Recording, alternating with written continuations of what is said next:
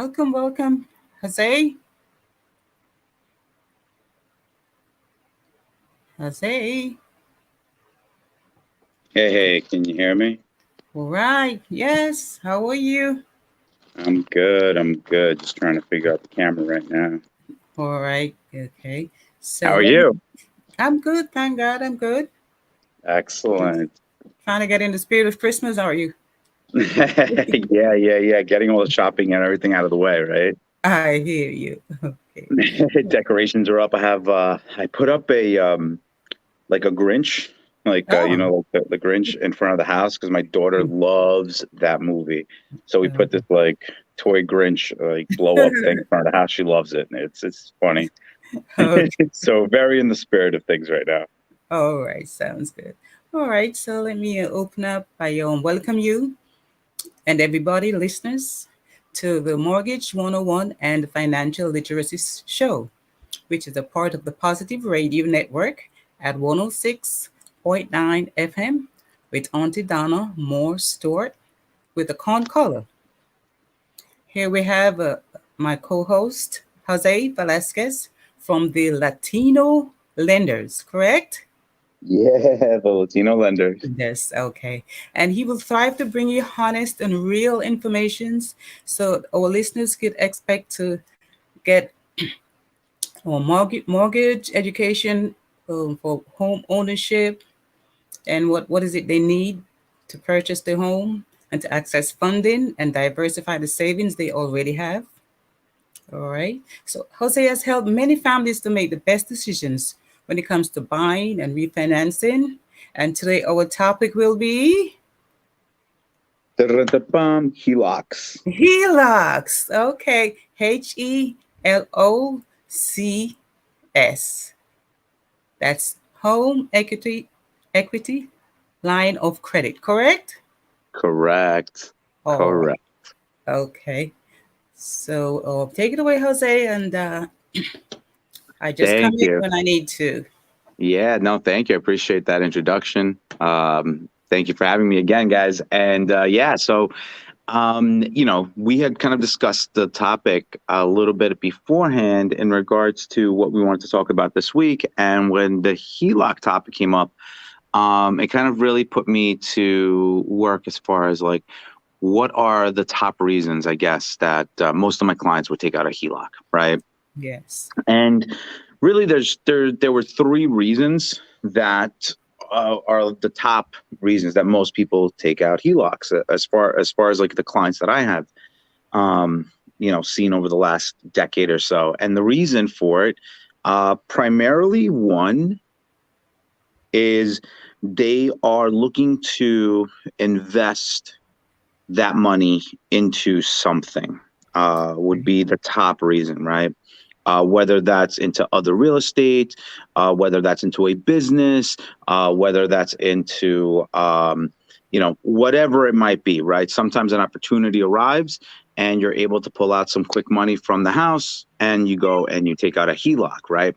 Because the Yeah. other way that you would be able to take out money from the home would also be a refinance. Now, the two are structured differently, right? And I think that's more what the topic's really going to be about. So it's the three main reasons, right? So one would be an investment, whatever that may be, right? For every single one of us, that could be something different. Right. So whatever that is, right? It could be an investment back into your own home for home improvements. It could be whatever, right? So just an investment, some kind of investment on that end. The other reason would be for financial, basically for more financial flow into their lives, right? And what I mean by that Right. is they take out a home equity line and pay off all their debt, right? So let's Perfect. say they have cars, they have credit cards, whatever it might be. They take that home equity line, they pay off everything, and they have one single payment, right? Or two if they have a mortgage. Technically, they still have two, right? Yes. Um, Or about trying to get their retirement all straightened out. well, That's where I come in. They could use a portion of that to open up an annuity funds so they could have tax-free retirement. yeah, and again, that's the top reason. I Right. would put that into one. You know what I mean? I would definitely put that into the investment part, and that's what I mean. Like Right. everybody, it could be whatever they're going to be investing in, right, in their own retirement. Because imagine you've been paying now a mortgage for, let's say 10, 15, 20, some people even 30 years. And it's basically one giant savings account, right? So a Yeah. quick way and an easier way to be able to access it would be through taking a home equity line of credit. It's quicker. Most banks will do it in about a week, as long as you have, the right credit score, right? Because it's a second lien on the home. You do have to have a better score than if you were to do it as a primary. Let's say if you were just to refinance the house Yeah. and let's say take cash out that way, you could have a lower score and be able to do it. But a home equity line is designed for a high credit score, middle to high income earner, right? Okay. And they are able to basically use the funds that they have inside the house and be able to do something quick with them. And that's why a lot of people love home equity lines, is because you could have your money within a week or two. A normal standard, let's say, refinance could take 4 weeks or more, depending on the situation. So for that reason, most people love home equity lines. And like I said, the number one reason is to invest back into themselves, Yeah. right?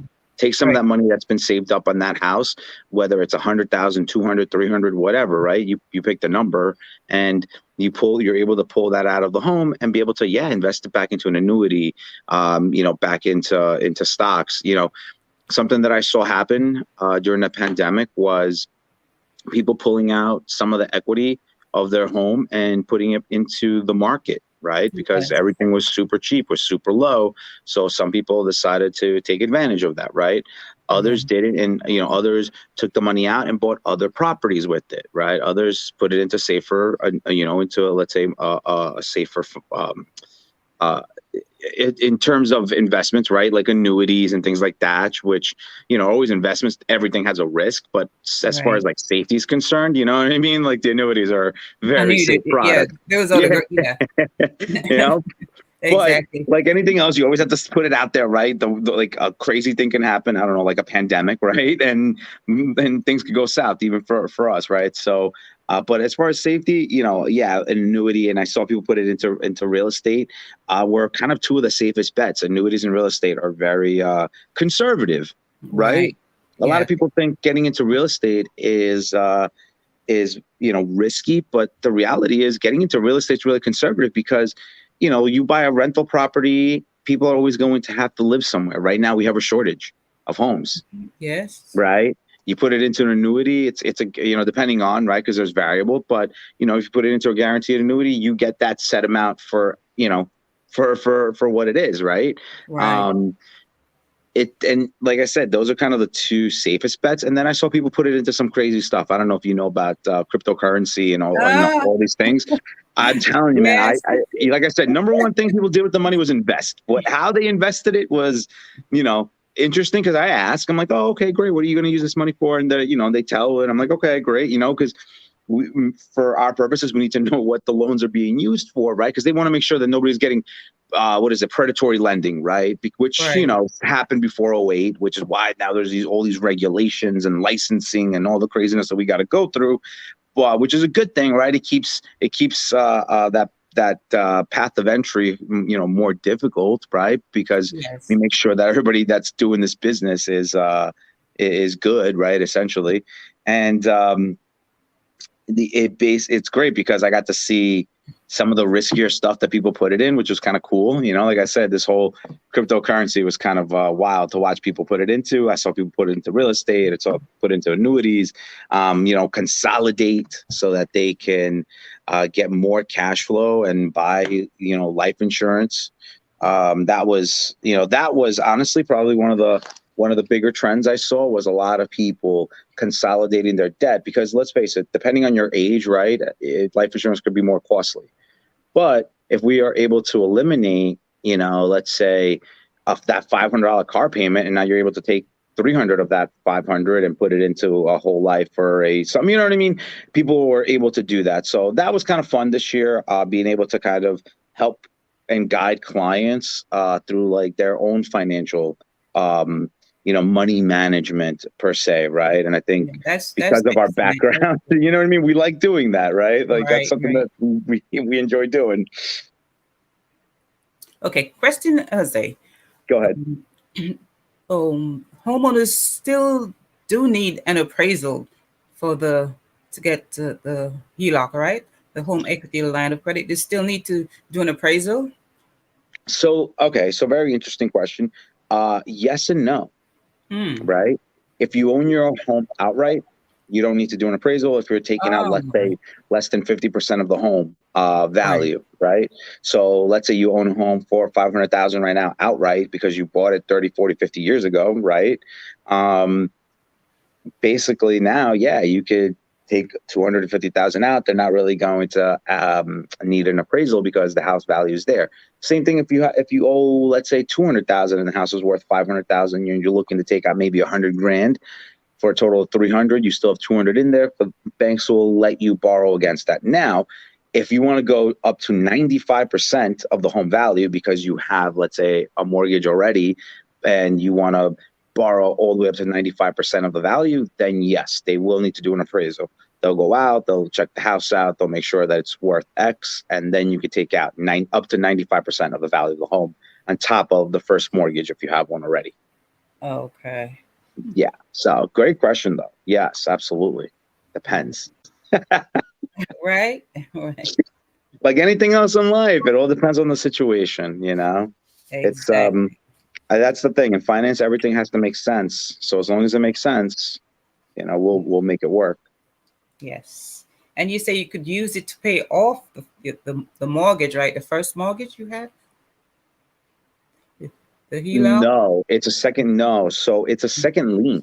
You don't pay off the first Oh, mortgage. It's a second lien on the it's house. a second So lien. it's Oh, a second lien okay. on a house. Yeah. So you take out a home equity line. I mean, technically you could pay off the first mortgage, let's say, but you could only borrow up to a certain percentage. So at that point, I would suggest see, I wouldn't yeah, that wouldn't make sense to me only because with the home equity line, there's two different kinds, right? So you could take a home equity line, you could take a home equity loan.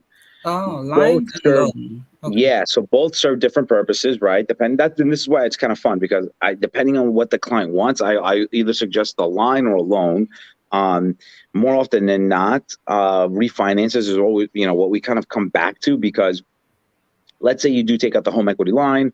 If you take out a home equity line, it's subject to whatever the market rate is. So let's say 10 years from now, you're still paying that off and the Oh, rates go up, then you got to pay that new interest rate. It's a variable rate. right, right. On a home equity loan, if you take out the loan again, so now you're in a second lien position on the loan side, and amortize the same thing over the 30 years. And usually, again, same thing, like they'll lock you in for X period, let's say, on that loan. But the thing with anything, right, second liens is that they could always call it due at any, at a certain time. So let's say something, whatever may occur, the bank, let's say, is going bankrupt. I don't know. And they turn around and they go, you know what? We're going to try and collect on all our loans. They can call the loan. So things like Oh, that, on those second homes, you can't really do that on a first home, on a first lien, excuse me, position, but you can call a loan on a second lien position. Um, um, so just, it depends, right? Well, like, and that's why I tell you, every client's going to be a little bit different. Um, as to the structure that we can do with them. But yeah, you could, pay off, like you said, we could pay off the debt. Um, we could restructure it. Sometimes, look, I have clients where when I talk to them, they're telling me that they want to take out the home equity loan so that they could have some kind of income, right? Come in and all that jazz. Sometimes a reverse mortgage makes more sense. oh, It's all going to depend on the client. But what's great about a home equity loan, it's quick and it's easier. As long as you have the equity in the house, you have good credit, you're pretty well in the direction of being able to get that line or loan of credit. oh, okay. Hmm, that's good. You touched on something that a topic just now, reverse mortgage. Hmm. I, I never get it, although I was in mortgages, years back. I never fully understand how they, you know, how they do it. Because I'll hear some customers, some clients Mhm. say that they don't like it, but they had no other choice than to do it. Yeah, so I mean, they might not have had another choice. Like, let's say they might wanted to have taken the money out, let's say put it into annuity, but they couldn't because they couldn't afford the payments on a mortgage or on a loan. Because here's the thing, right? You retire. Now you have no income coming in, but you're trying to tell the bank that you're going to pay them back somehow, some way. Oh, Do you get what I'm saying? It doesn't make any yeah, sense. So, like I said, the homes become these giant piggy banks for people essentially. And what ends up happening on and and you know what though? I think before 2008, people really gave them a bad rap, just like they gave mortgages a bad rap, right? They getting a yes, mortgage is terrible. We gave everybody mortgages, and everybody was a bad guy. They did reverse mortgage on everyone, and they were the bad guys. So. What happened with the reverse mortgage? It's really simple. It's the same thing that happened with all forward mortgages. That after Huh? 2008, Say that right? again. Forward mortgages. Yeah, a regular mortgage is a forward mortgage, Okay, right? A regular mortgage is a forward mortgage. A reverse mortgage is the opposite. the That's backward why mortgage. it's a Okay, backwards okay. mortgage, a reverse. Instead of you paying the bank, they pay you. That's Right, why it's right, called a reverse mortgage, right? Like, because instead of you paying the bank, they pay you. So if you have money, if you have equity sitting in your property, the bank will pay you on the property. So let's say you have 200, 300, 400,000 of equity in the home that you want to tap into, but you don't have a job because now you're retired, right. and you can't go to the bank and say, hey, Mr. or Mrs. Bank person, I'll be able to pay you. But they're like, okay, how? You got no job. So what they do is, all right, well, what we can do is do a reverse mortgage. You have $400,000 in house of equity. Depending on the zone, depending on the area, there are loan limits. So, for example, they could only go up to 50% of the house. So that's 200,000. So they'll say, okay, over the next, 15, 30, whatever time frame, you'll get 1,500, 2,000, whatever, every month up Okay, until you reach that maximum 50%. So now the beauty of it is this. Let's say it takes, you know, 5, 10, 15 years for you to start getting to that max number. What's been happening to home prices over the last 5, 10, 15, 20 years? going They keep up. going up. Yep. So your availability to take up to 50% also goes up. Oh, So instead of 200,000, now 10 years from now, you might be able to take out another 100,000 because house values have gone up that much more. okay. So that's kind of the cool thing about a reverse. So they hold amazing value, but it's like anything else. You have to educate yourself on the financial tools that we're trying to use to live our lives, right? Like, a lot of people pay off their mortgage, they're done paying this giant debt that they had for 30, 40 years. Now they're living at home, but they can't do anything about it. If they, in order for them to tap into their home, they would have had to sell. Yeah. Right. So now you sell your home for 500,000. You move, let's say, down to Florida, buy yourself for something for 200. You have 300 in the bank. That's a strategy. But what if you don't want to leave? What if you want Yeah. to stay in New York? It's not cheap, right? Here in particular, No. I'm just saying, you know what I mean? Like, if you want to stay here in New York, or even where you're living, let's say you do live in Florida and you want to tap into that property, and then where are you going to move that's cheaper? To be able to keep some of that money, why not stay where you're at? And the beauty of the reverse, and I know we're supposed to be talking about ELOCs, but the beauty of the reverse is that the mortgage company will pay for the homeowner's insurance, right, through the same equity. They'll pay the insurance, they'll pay the town, right, or the county or the state the taxes that need to be paid. It's a reverse mortgage. They pay you, and they pay everybody they're supposed to, as opposed to a forward mortgage where you're making the monthly payments, and then the bank makes sure that from those monthly payments, they collect the taxes, they collect the insurance, and they collect their payment. Oh, okay. So technically, you still own the property, right? No, Okay. because you don't own the That's the property when you point. take out a mortgage either. Okay. Think about that. You don't own the property when you take out a mortgage. Nope. You Not don't in the own it. land. You own the property once the debt is down to zero. Yes. And then even then, You do not own the property because the government comes and collects taxes. And if you don't pay them their taxes, they can take away your property. So at no point do you actually own the property, True.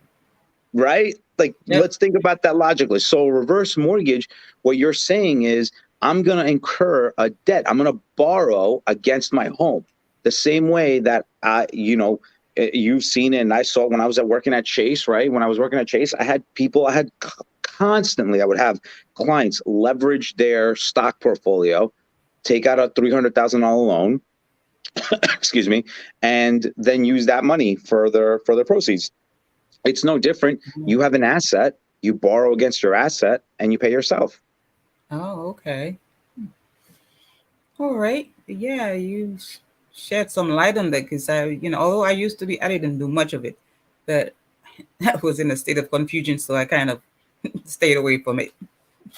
No, it's the backward mortgage and the forward mortgage. Yeah, and you know what it is? One is a loan for you to pay down an asset. The other loan is a way for you to tap into the asset that you paid down. Okay. Hmm. That's like that's probably the simplest way I could really explain it. Right. Right. All right. Good. And could you touch on some of the pros and the cons? Back to HELOC, home Oh, equity line of credit, some pros and cons. um, so I mean, I think I touched on You that did a bit. slightly, right? Yeah, Yeah, so yeah. so I But touched on to that go in slightly. depth. Yeah, so it's like listen, it's like anything else, right? There's pros and cons. Con is you have a monthly payment that you're obligated to, and you've attached to the home, as opposed to, let's say, the credit card, which is technically attached to nothing, right? Right. So technically, yeah, that would be a con. But the pro on that flip side is that now, let's say if you do have that $3,000 credit card, now that $3,000 credit card is now open, right? So now you have that freed up again. So the on the pro side, you're going to you're going to free up a ton of cash. You're going to have Mhm. a much easier cash flow coming in if you're doing the home equity loan. If you're doing a home equity line, the pro on that is that, as you pay down the debt, you'll be able to constantly use the line and be able to go back. It's just one giant credit card. And if you're, able to manage it well, you could really use it, and it becomes a really great tool for you to be able to move around debt. And like I said, be able to take advantage of opportunities when they come in through a line. You just basically write a check out, and now you could, invest in X property, drop it into X annuity, put it into a restaurant that your buddy wants to open up, whatever it is, right? Or even pay off college tuition for your kids, whatever. The home equity line allows you to do that without you having to go and reapply. On the home equity loan, it just becomes one single payment that becomes nice to own.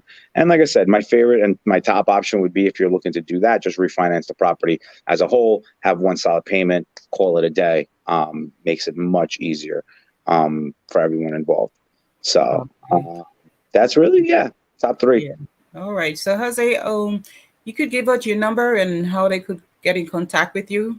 Oh yeah, absolutely. So my cell phone direct is 516-996-6543. You can also find me on IG at the Latino Lender, and then the team as a whole, we're under the Latino Lenders.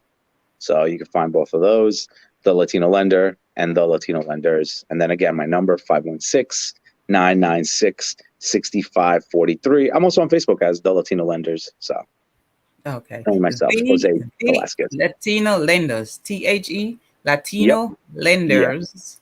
Yep. Okay. That's Lenders on and Lender. Facebook, right? That's on Facebook. Yep. Facebook and Instagram. Okay, great. Alrighty. So, any other information about this HELOC and Yeah. So, okay. One of the, I kind of wanted to talk about some of the strategies that I have seen clients take with the HELOC, right? sounds And good. Go ahead. and like I said, and or even the refinances. But the point is to be able to access the equity of the home, right? So a lot of times I have clients that have that have homes where either they're paid off, or they're about to be paid off. They might have only one home or multiple homes, but they want to tap into the equity so that they can buy more properties, right? So we have a strategy that we put together for some of our clients. And basically, it's a DSCR program. And what DSCR stands for is a debt service loan, right? And a debt SPR. service, Okay. DS, yeah, debt service. Yes. Is that DEBT, of course. Service. Yeah, debt service loan. Service. So Okay. what that is, yeah, and what that is basically is that if you, as an investor, right, want to tap into the equity of your current home and then drop 20%, depending on the state, it might be 25, most states 20, but you put 20% down on the home, then what we do is we take the rental that will come in for that property as the sole, well, other than also your credit, because we do look at your credit, but as far as like the income is concerned, we only need to look at what the rent that's coming in for that property is going to be. And as long as the rent is able to cover the mortgage, we will lend you the other 80%. Okay. So now let's say you do, you own either one, two, three, four, five properties. Now you tap into those properties and you're able to start your little portfolio, right? So if you do have one property, now this allows you to put down 20% and be able to get the home just on the merit of the rent, right? And the idea for this is that you want, and like anything else, right? Nothing happens overnight. Let's say 5 years from now, you have both properties. Now you're able to tap into both properties, take out the equity on both properties, dump it into a third property. Okay. Another 2 years, 3 years goes by. Now you have three properties that have been garnering equity.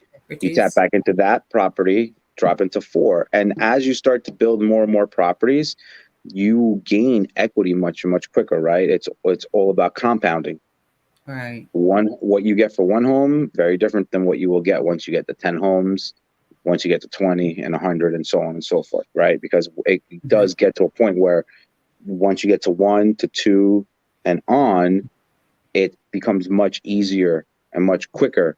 And then it becomes like a flood being able to come. So they say it takes about 7 homes for the homes to pay for themselves. Okay. Then before you know, we could become like Grant Cardone.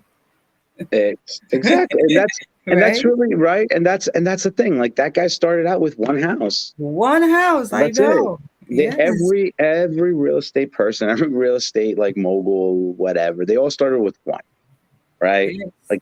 Like very, and Grant Cardone is a perfect example of that, Yes. and you just I get to a follow point him. where, I follow him closely. Yes. yeah, Yeah. and then you start investing, because that's the thing. Like then you sell off the properties, right? So now let's say you do have 5, 6, 7 properties. You are able to sell those properties, and now you start really focusing on doors. So now you buy into the commercial. Those 5 properties, that equity was able to get you to, let's say, 15 doors. That's Mm-hmm. that's really where the arbitrage comes in, right? When you start from the small properties that are single door units to where you're able to sell off, let's say, 3 or 4 of those properties to now buy a commercial property that is 10 plus doors. Once you get to that point, then now if one tenant doesn't pay, it doesn't hurt you. The first Right. 5, the first 6 properties, the reason that a lot of people fail, a lot of people have a hard time with it, is because they do not prepare themselves for the fact that, hey, out of those 5 properties, what if 3, 4, or 5 of them, the tenants decide, hey, I'm not going to pay for them? Like right now during COVID, right? Yeah. There was this Mm. moratorium. So if you were somebody who only had, let's say, 3, 4, 5 properties, you took a big hit. That was going to be that. It's a rough time. But if you're somebody who has 12, 15, 20, 30, 40, 50 properties, like you were able to sustain yourself much longer because you had much more equity built into your homes. You have, you know what I mean? Like you have probably most of those paid down. That's the other thing. I see a very healthy portfolio of loan and debt, right? And Yeah. once you just have to get past that little threshold, right? And that's the hardest part. So you always got to make yourself aware that if things turn, you got to be ready for them. Yeah, you got to prepare for the Yeah, you got to downturn. prepare yourself the best you can. And listen, you're not Yes. going to foresee everything, but if you're putting yourself in debt on 5, 6, 7 properties, make sure you have a reserve for, let's say, 6 months Yeah. to a year. That's all. Like you just don't take it. I think a lot of times what happens is people want to pocket the profit right away, as opposed to, True. did you go? You know what I mean? I think a lot of times that happens. Like you get to a point where you're like, oh man, like let me start taking this in and start doing stuff. It's like get to a point where you're able to Forget to put put that back profit. something in the property. Yeah. Yeah, put it back, put it back. A big reason that a lot of you look, I people that I like to follow closely, yeah, the Grant Cordones, but Amazon, Tesla, and things like that, right? A lot of those companies they were going bankrupt, or they were in the negative for a lot of time. They did not take True. profits. And when you don't take profits right away and you dump it all back into the business, or you throw it back into growth, you grow that much faster. True. You know what I mean? You're able to grow that much faster, because if you're already living, not taking, and this is the strategy when I sit down with the client, it's, look, like, you are already okay not taking in, let's say, that $500 a month, that $1,000 a month, that $2,000 a month, whatever it is. So since you were already living in that world, in that bubble, let's take 20% out of the home. We'll drop that 20% into this next property. That money that's now coming in, you're not going to pocket. We're going to put that into the reserve fund in case the boiler goes, the roof goes, the this, the that, whatever, right? And you also now will Right. look to hire through that same money, right? You're looking to hire a management company to help you out, right? And because you're a single home, you're going to probably pay a higher fee. So again, it doesn't matter to you, because now that person is in charge of all the headaches that may come, right? If the boiler goes, if the roof goes, they're not calling you at 3 in the morning. They're calling the management company. So Yeah. now they call the management company. Their job is to collect the rent, find you a tenant, and replace the tenant. Their job is to handle all that stress, right? You already were used to not dealing with it, so stay not dealing with it. Take that money, put it in, don't take it right away. And what's going to end up happening is, 5 years from now, maybe you didn't collect a single dollar coming in, but the equity of the home went up because prices of the home are going down. That client or those tenants were paying it down for the last 5 years. So now you have that equity in it. Now you're able to take 20% from there, get to the next property, hire the management company. And that's how we continue this portfolio, right? And if you do it early on in life, just like anything else, you're able to build the homes quicker than if you're, let's say, doing it later in life. Now, the advantage you might have later in life is if you paid off the home completely. If you paid Oh, off the home completely, you're able to now take the equity of that home. Or if you have, let's say, a big chunk, you're able to take the equity of that home. And let's say instead of buying one property, you're able to buy 2 or 3 properties right from the beginning, because you're able to put down 20, 20, 20. Or you're able to buy, let's say, a commercial property right away where it has, let's say, 8 to 12 units inside of it, right? And because it's got 8 to 12 units, now you're able to take that hit if a tenant or 2 or 3 doesn't pay. So again, depending on the client, we come up with different strategies, right? Because for most people, especially if you've never done it, then you don't know what you're kind of like walking into. And for us, it's just like any financial strategy. Even when I was at Chase, right, when I would talk to people about what they wanted to invest in, then it was still, hey, do you want to be riskier in the stock market, or do you want to be less risky in the market? Are you old enough to take these risks right now, or are you not? Like, if you're 60, 70, 80 years old, are you wanting to take high risks in developing markets, right? Let's say in Asia or the Middle East. It's like, you know what? Let's stay conservative and let's stay with Budweiser and AT&T and XYZ, right? So right. so it's same thing on the real estate side, right? It comes down to the strategy with the client, what they're looking to do, what they already have, like, and how we can kind of like structure it. The cool thing about real estate, though, is once you buy a house, you are literally starting the generational wealth possibility for you and your family. Sure. Sure. You know, because you That's now certain. own, yeah, you now own the place that you live at, right? Yes. That's a big step. Yeah, you got to pay the government, but that property is big time, especially here in New York. right? Here in Yes. New York, it's even more because it's much harder to kick someone out of their property. I mean, I saw in the news the other day that there was a guy living in his property for like 10 years, right? 10 years, Yeah. 15 years, something like that, where he didn't make a single mortgage payment. He paid the first month. That was it. I have one better than that, Jose. Oh, what do you got? And this is someone I know personally, Uh-huh. going on 22 years. Not one dime of mortgage. Yeah. And I wonder, I'm like, don't nobody see this? Where, where this paper, where this end up in the banking system? Yeah, Okay. yeah. Well, okay, here is the caveat to that, right? Because of that, because of um how strict New York, especially here, because of how strict New York is, to be able to kick a tenant out, right, or a person out of the residential home. If it's an investment property, they'll take it. They'll take that in a minute because that's Yeah. business. But residential, personal use home, um, because of how strict that is, that's why we ask so many questions. That's why the banks, because New York might be the toughest, but all states have their laws as to like how you can kick someone out, right? So because of that, that's why we ask, hey, are you going to pay the loan? Do you have really great credit? Do you have the down payment? Blah, blah, blah, blah, whatever it is. Like, that's why it's so hard, because depending on the state, there's rules to just being able to kick someone out. And here in New York, it could take up to 20 years to get you out of your home. And the person, I think it's the mom owned it, and the mom died like I think like 7 years now. So I don't know whose name. I don't know. I know she doesn't. She didn't even leave a will. Yeah, Because and then I know. yeah. So what happens is Mhm. it goes into probate, right? Exactly, it goes into probate. Like I said, here in New York, especially, it is the court systems already take a really long time. COVID has not helped out.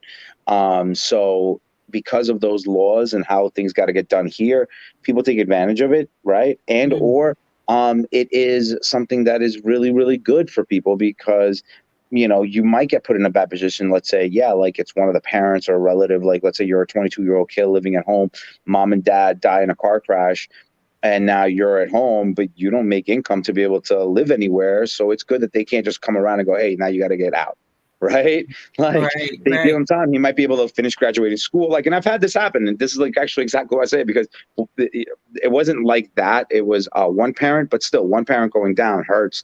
The house got foreclosed on. It was a whole thing. The kid ended up graduating, and after he graduated, we were actually able to get him on the loan. It became a whole process, Mm. but we were able to save the house, and That's it was good. That's good. because it took so long in New York, right? So Yeah. it's good and bad, right? Depending on what side you're on, it could be something that's useful, or it could be something that hinders you, right? Yeah. For the banks, it hinders them because heck, they're not able to collect on that payment, and for the state and or the county, it also hinders them because they're not making the payments to the bank, and they're not making the payments to the state or to the county, so they're losing on that revenue for 15 years.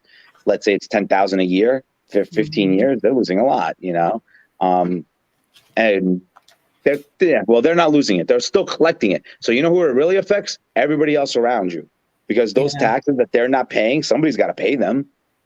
So it ends up Mm. affecting everybody else. So it's a domino effect, like anything else. That's our economy. Yeah. We're Right. all connected, man. We are all connected. Yeah. How about I've heard that it's good to drop the PMI as soon as your equity reaches 20% of the home's value. The PMI is the private mortgage insurance, right? Correct? Yeah. So I mean, yeah. Anytime you could eliminate a payment, it's always going to be a good idea. So with that, what ends up happening is this. So for anybody who has a mortgage, the PMI automatically drops off at 78%. At Oh. 20%, you need to call them and tell them that your house is now 80% of what you paid for. And that's the way it works. It's what you paid for the home. So If you put, let's say, a $500,000 house, it's got to get to 400,000, what you owe on the mortgage, not what the house value is. That would be a refinance. So, like, let's say your house did go up in value. Now you're able to go in, refinance, and get the PMI off if you don't have the loan paid down far enough where that value is there. So at 78%, it comes off by itself. At 20%, you call them up and say, hey, I paid you guys 20% down from where it was contractually, and they'll take that off. And or you refinance if the value of your home has gone up over the past whatever years that you've owned it now. Okay. How much percentage is usually the PMI? So it depends. It's going to be based off of your credit. So anytime there's any kind of insurance, right? It's always based off of you and your history, right? So if you're taking out life insurance, it's, how old are you and how healthy are you? If you're taking out, you know what I mean? And if you're taking out some kind of payment history, as far as like, hey, I'm going to pay a loan, they look at, okay, how long have you, what's your credit score and how long of history of credit do you have? So it's going to be based off of that. It could be anywhere from, it could be anywhere from like 1/4%. And I've seen it as high as, 1.5%, like 1.5% to 2%. So it's really going to depend on the credit and also on how much the loan is for compared to what you put down and all that jazz. Good information, Jose. So go ahead and give them your information, how they could get in contact with you.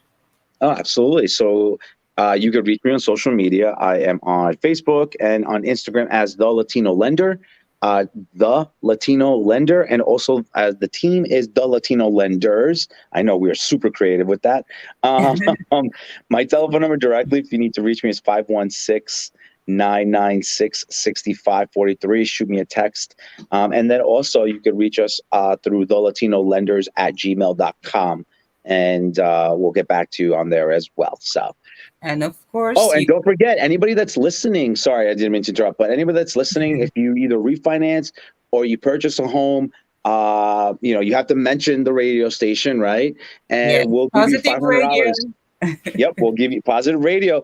Just, again, hashtag Positive Radio, and we will give you $500 credit towards your closing. So that could cover either the appraisal or the inspection, depending on.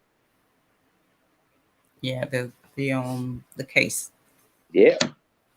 Okay. All right. Let me ask you. Oh, that was the PMI.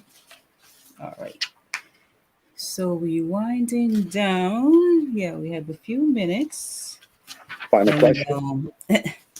Final well, question. I could just not a question really. Let me put in my little humor in here. Oh, let's go. Okay. Last month, I was unable to pay the bills to my ex-sources. Who. Right? I like that. That's cool. And as a consequence, I have been repossessed. I feel like these are good for October, for Halloween. I know, right? Okay, should I repeat it? It says, last month I was unable to pay the bills to the exorcist, and as a consequence, I have been repossessed. That's great. I'm telling you, that's perfect for Halloween next year. Yeah, right? There we go. Okay. There's another. You know what I really? Yeah.